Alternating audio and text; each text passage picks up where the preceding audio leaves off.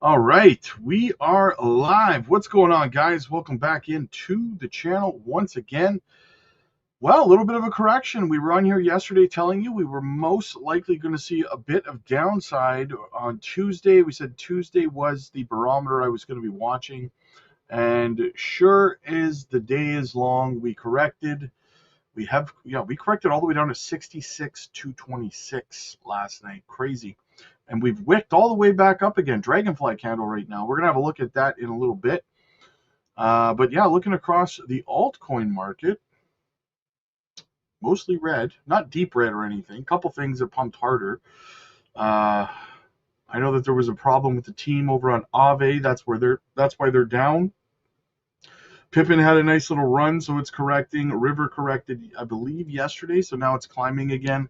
Up 105% on the week for River. Absolutely crazy.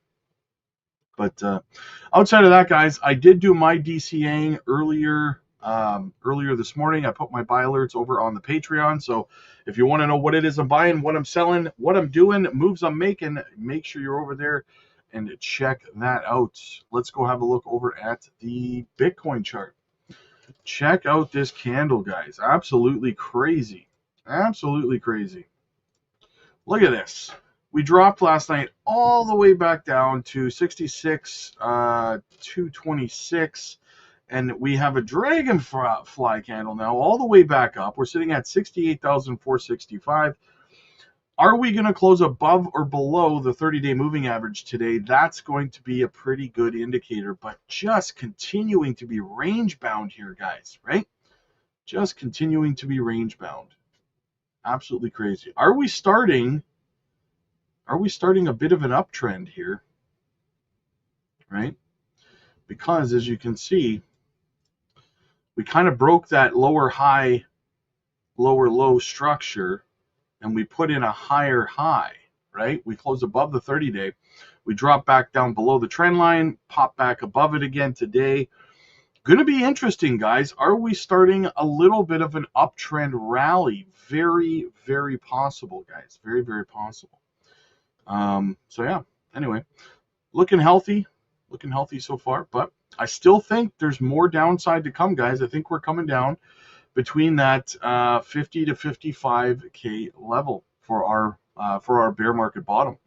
If we go over to Trading View, I have it on the screen for you. As you can see, boom, here you go, your 200-week moving average with the big yellow arrow pointing at it. And I'm thinking we're coming down into this area here for the bottom of our bear market, right? That's what I'm looking at. Let's put some text in there, shall we? Bear market bottom. Question mark. What do you think? What do you think, guys? Is that going to be our bottom? Right down inside this area. It's going to be interesting to see. I think so, yes, but we still have that next leg down. The more I hear people talking about how we've already bottomed and we're going to start working our way up, the more I'm convinced we need to have one more big flush out to really, really scare the crap out of some people, right? Guys, make sure you hit the like and subscribe on the way in. It's absolutely free to do. It costs you absolutely nothing. So go ahead and do that for me. That'd be great. Brandon, what's up, buddy? Good to see you, man. Let's go lower prices ahead. Yes, absolutely, man. Amen to that. I would love to continue to fill my bag to DCA. Kind of slow this morning, eh, guys? Kind of slow this morning. But let's dive into the news a little bit. Since nobody's really talkative, let's see what's going on out there. All right, so we got this going on. Iranians are buying Bitcoin and mass withdrawing into self-custody wallets, guys. Absolutely huge. Bitcoin is a flight to safety. So I covered this yesterday, guys. The amount of money that's being withdrawn within hours, or was it minutes? I think it was within minutes of the first, drop, we'll call it, the first drop in Iran. 700% the withdrawals went up out of Iran, right? Iran. So absolutely crazy. They're definitely moving their money out of the country via crypto. Carlton, what's up, buddy? Good to see you, man. Yes, absolutely. Hit the likes, guys, and subscribe. Like I said, it's absolutely free to do. Costs you absolutely nothing. Surprisingly, it is free. So go ahead and do that for me. Passenger, everybody knows and are talking about the 50K price. It always do the reverse. I don't know, man. I have to disagree with you there, Passenger. Everybody I'm seeing, everyone that's talking that I've seen is calling for this to be the bottom and that we're going to go higher in a rather short order. That's what I'm seeing, and I really don't think that's the case.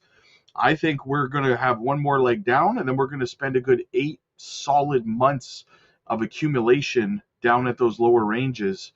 That's kind of what I'm seeing. So, DH, what's going on, man? Cheesy Beggar in the house. Dowblin, what's up, man? Which would you prefer to have? 500K ACH, 1.6 million ZBEC, or 1 million SPA? I'm debating. I would, for me personally, I'm going ZBEC all the way, man. That's what I would do personally. That's just me. Candyman dropping that cheddar. Over 100 years ago, two brothers announced they could fly. Turns out they were right. I see what you did there. The Wright brothers. My guy, Candyman, always dropping that comedy. I appreciate you, buddy. Let's keep rolling. Let's get into some more of the news. So this here CFTC prediction market regulations groundbreaking oversight plan unveiled in 2025. So here's the thing, guys. I talked this morning about why one of the reasons why crypto is probably not going to pump anytime soon. And one of the big reasons is there's a lot of liquidity right now, over $23 billion a month flowing into the prediction markets, right? People are degen gambling on prediction markets right now. It is all the buzz. It's the trend. It's the bee's knees. Will the trend die down eventually? Of course. That doesn't mean that prediction markets are going anywhere, but there will be, the pendulum will swing the other way, and people will start to swing back towards investing as opposed to gambling at some point. We just have to be patient. So that's where a lot of liquidity is resting right now in the prediction markets, right? And I had somebody in the video, someone in the comment section said, FUD, FUD, FUD. Listen, if you think that bad news or negative news, even if it's true, if you think that true negative news is FUD, you should not be investing in crypto yet. You are not educated enough in the space to be throwing your money away like that. Negative news is not FUD if it's true, right? FUD is someone spreading misinformation or lies about a project in order to scare people, right? That's what FUD is. True news, actual news that's negative, doesn't make it FUD just because you don't want to hear it, right? So there's too many people throwing around crypto terms that don't know what they mean. Scam is another one. Rug pull is another one.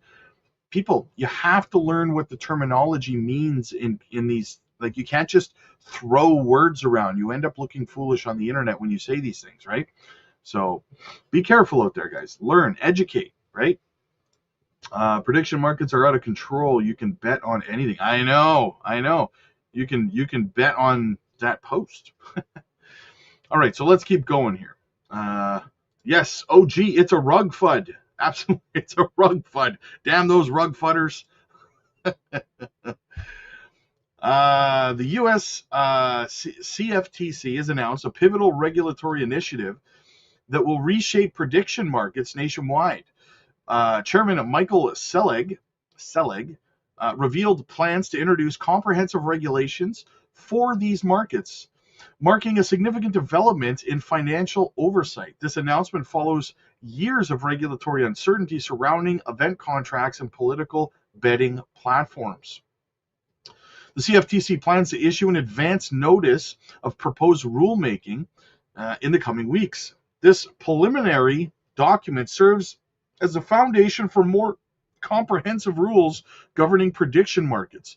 Federal agencies typically use the ANPRMs to introduce the public, inform the public about the potential regulatory changes. They are They also gather crucial feedback before formal proposals emerge. So basically getting a feel for what the general investor, or in this case gambler, feels about the proposed regulations, right? The chairman emphasized the need for clear regulatory parameters during his announcement. The CFTC has monitored prediction markets growth for several years. These markets allow participants to trade contracts based on event outcomes. Political elections, economic indicators, and entertainment awards represent common prediction categories. Regulatory clarity will address long-standing jurisdictional questions. Now, there's a lot of controversy around it, but at the end of the day, guys, it's really not that much different than sports betting, right? They say, well, like a politician could, read the prediction market and go the other way to make money. Well, you know what? A professional athlete can throw a game to make money too, right? It's no different, right? The laws, the regulatory rails will probably be no different. So prediction markets currently operate in a regulatory gray area. Some platforms classify their products as entertainment, while others position them as financial instruments. The CFTC intervention aims to establish consistent standards across all market participants. The regulatory clarity could potentially unlock significant market growth while protecting consumers. I'm really looking forward to the ability to actually invest in the stocks of some of these prediction market companies. But as of right now, the only way that you can really participate is by actually gambling, and I'm not interested in that. I'm not a gambler, I'm an investor. The CFTC has engaged with prediction markets for over 2 decades. The agency first addressed these markets in the early 2000s. It granted non-action letters to specific platforms under limited circumstances.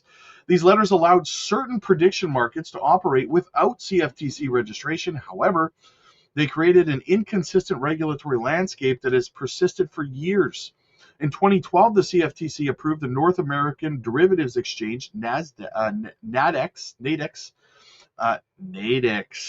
see what I did there, guys? To offer event contracts.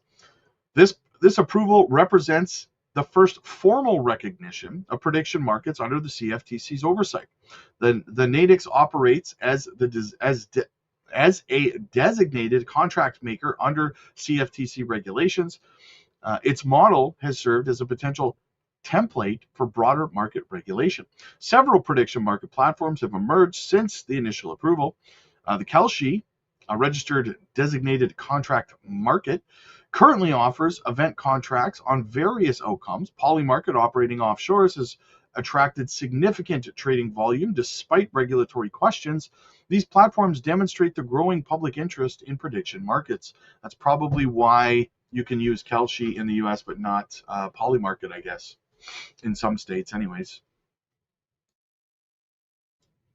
Financial regulation experts have analyzed the CFTC's announcement extensively. Professor Sarah Hammer of the Wharton's School notes the timing aligns with technological advancement. Prediction markets have evolved significantly since the regulatory discussions. Hammer explained modern platforms utilize blockchain technology and sophisticated trading mechanisms. Former CFTC Commissioner Dan Berkowitz previously highlighted jurisdictional questions. He noted prediction markets could fall under the CFTC's oversight if they involve futures contracts. The Commodities Exchange Act defines futures contracts broadly. The definition potentially encompasses many prediction market instruments. The ANPRM process will likely address several key regulatory questions. These include registration requirements for prediction market operators, capital and margin requirements for participants representing another consideration. Disclosure standards and anti-manipulation provisions will also receive attention during the comment period. International approaches to prediction markets regulation vary significantly. The United Kingdom regulates prediction markets through the Financial Conduct Authority. British platforms must obtain appropriate authorization to operate legally. The CFA categorizes these markets as gambling products rather than financial instruments. Australia treats prediction markets similarly to traditional financial markets. The Australian Securities and Investments Commission oversees these platforms. Australian regulation requires market operators to hold Australian financial service licenses. This approach provides consumer protections comparable to other financial products. European Union members states maintain diverse regulatory approaches. Some countries prohibit prediction markets entirely, while others permit limited operations. Germany's state treaty on gambling addresses prediction markets. Specifically, it allows licensed operators to offer certain prediction market products. So basically, somewhere in the middle is where the US will land. You obviously will need licensing from the federal government, I'm sure. No different than sports betting, like I talked about earlier. John, blessings, my friend. Yes, smash the like button. Absolutely, guys. Ben says, Rob, hey, man, take a look at layer 0. She looked to roll over, but maybe forming a bull flag. What time frame are you looking at, my friend? I'll go have a look for you. I'm assuming you're talking about the daily. Layer 0. Okay. Pull up the chart here for you, buddy. All right. So on the daily time frame, yeah, I kind of see what you're saying here. We zoom in. We definitely have a descending channel going on here. Definitely, right?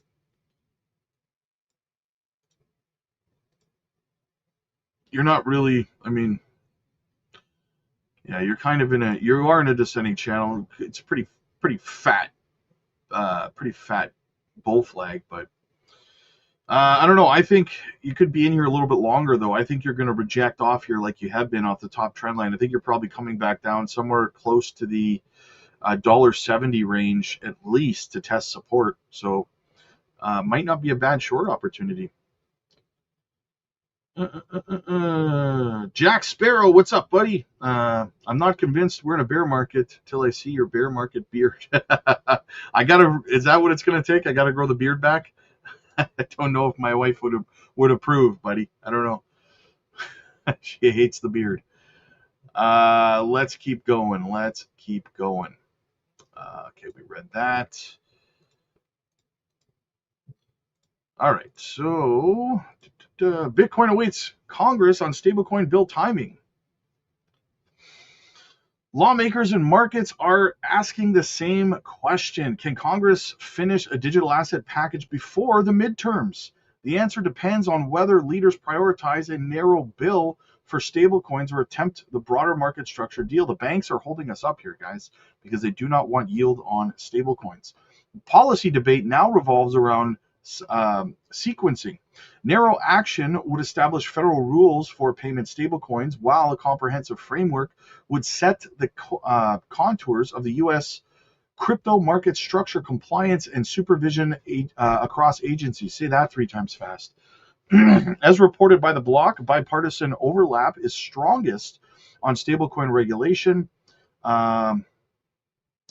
The SEC and the CFTC jurisdiction, DeFi and self-custody requirements, and ethics, conflicts of interest provisions remain unresolved. The same analysis highlights an election year calendar and potential funding shutdown fights that could compress committee markups and floor times. As reported by MarketWatch rep Patrick McHenry, he argues that the odds of the odds of it passing before elections have improved, emphasizes a path that pairs a stablecoin title with market structure elements. His remarks underscore a consensus is forming on whether negotiations must bridge gaps. So basically, guys, listen. Banks are the only thing slowing this bill down right now, right? They're throwing so much money at this because they do not want yield. Now, what I think is going to happen here is I think we're going to end up seeing, I've said this before, probably 2 to 2.5% yield meeting in the middle on stable coins. Banks are not going to like it, but it's better than offering 4 or 5% for banks, because then banks, just quite simply put, wouldn't stand a chance. Here's the thing that really sticks in my craw, though, right?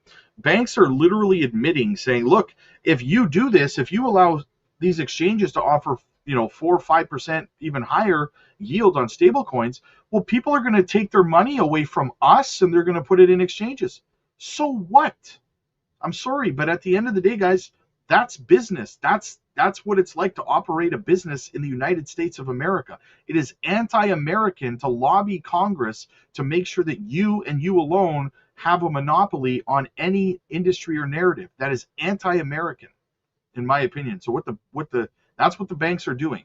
They're trying to eliminate competition so that they can continue making money and nobody else can, right? I'm just putting it out there. And I'm not even American. Some think a bad bill is better than no bill. Yeah, I agree. That is not true. That's not. I disagree with that. I don't disagree with what you're saying. I disagree with the fact that a bad bill is better than no bill. That's no way, man. No way. That's like saying having Gary Gensler running the SEC is better than not having a chair of the SEC at all. Like, that's crazy. Like Bill Clinton, yes. So yeah, so banks still screwing over the people, man. Still screwing over the people, right? Right. Let's go over to Squawk Box, see what we got going on over there. All right. So, Senator Kaine, Donald Trump's abandoned diplomacy. And our service members are you-know-whatting as a result. Let's check it out. Democrats have been voicing opposition to the strikes on Iran. Virginia Senator Tim Kaine writing in a Wall Street Journal op-ed that it's unwise and unconstitutional and is calling for diplomacy. Instead, Senator Kaine joins us now this morning. And Senator, it's good to see you. Thanks for joining us. You bet, Joe. We have had lots of discussions, and I think your side of things has been well represented in terms of, remember the expression, if you break it, you own it. And it could be messy. It could be difficult. Dan Sonor asked me whenever we have someone that has your viewpoint to ask, A, do you at least acknowledge that it's a good thing for the world that Khamenei is gone? And two, just mind-boggling admiration for the U.S. forces and the Israeli forces in being able to carry out what they've done so far. Yeah, Joe, those are easy questions. No sane person will miss the Ayatollah. And second, of course, I admire the troops. I got a kid in the military. I represent the most pro-military state in the United States. I'm on the Armed Services Committee. They serve wonderfully, just as they did in Iraq, just as they did in Afghanistan, just as they did in Vietnam. They were betrayed by poor civilian leadership in those instances. And that's why I believe we should not go to war illegally in violation of the Constitution. No shortcuts, no easy pass lanes. Let's do it the way we're supposed to with the debate and vote in Congress, where the reason is put before the American public, and we decide whether that reason is sufficient to justify sending our sons and daughters to potentially lose their lives.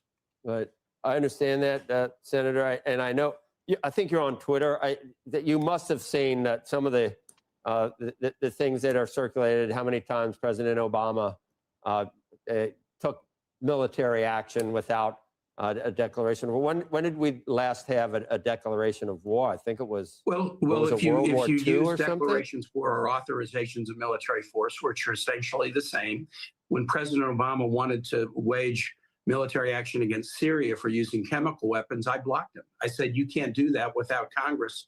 I insisted that he bring it to Congress. When he wanted to do a nuclear deal with Iran, giving sanctions relief from congressional sanctions without coming to Congress, I blocked him. It is the case that President Obama struck targets pursuant to the 9/11 authorization, where Congress had voted to allow presidents to take action against terrorist groups. That was authorized action. And it's also the case that any president has the right to take action against incoming attacks. So President Biden using U.S. Navy assets to fire back against the Houthis who were firing on our ships in the Red Sea. Any president can take self-defense, but to wage offensive war, the framers of the Constitution were absolutely plain. It's been understood since 1787. You got to come to Congress. That doesn't mean every president has, and it certainly doesn't mean that every Congress. Here's the problem. Congress can't agree on anything because they're too busy worrying about lining their own pockets all the time, right?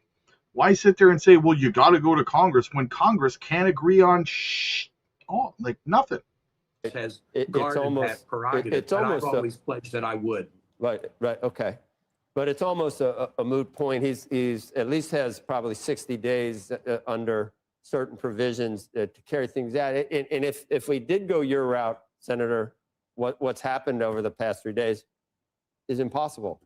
It could never happen. Even informing Congress at times about certain raids or actions that have to be done in secret. That's not in the real world. It's not possible. So in the real world, Joe, but is this going to be a good? You say, but is it possible down the road you'll look back and say, this was a transformative move. The world is a better place. Iran is, the Middle East is a better place.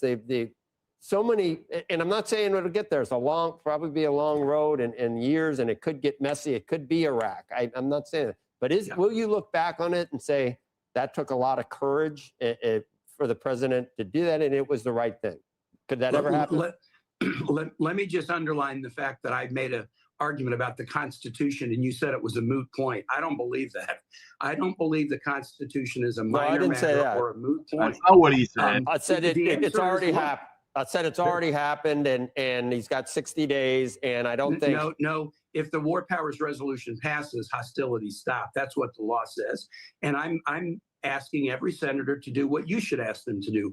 Go on the record and declare, are you for this or against this?